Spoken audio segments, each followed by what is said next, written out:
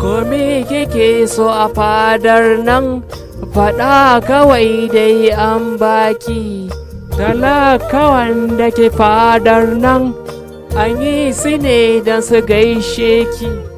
Ki auri sarki, ki haifi sarki a bayanki. Mun ɗau ƙafafunmu a tara mun zama gaishe ki. Mun yaba da ikon raba da ya nufi ki gidan mulki. Gimbiar mai ƙinki dole mu yaƙe shi.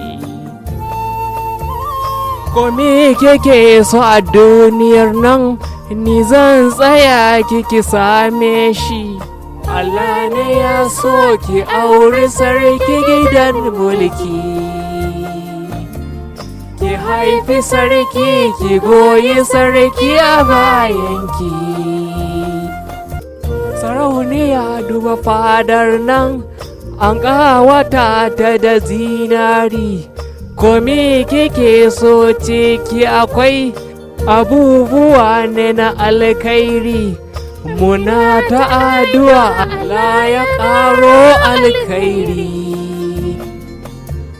Kodan ayyukan da ma kike yi na alkhairi. Mun yaba da salon mulkin sarkin da zai zama angonki. Gimbiar duma ƙiyanki fa sun koka. A ƙara tsaro a fadar nan, sarauniya za ta shawagi. Allah ne ya so ta aure sarki gidan mulki. Ki haifi sarki,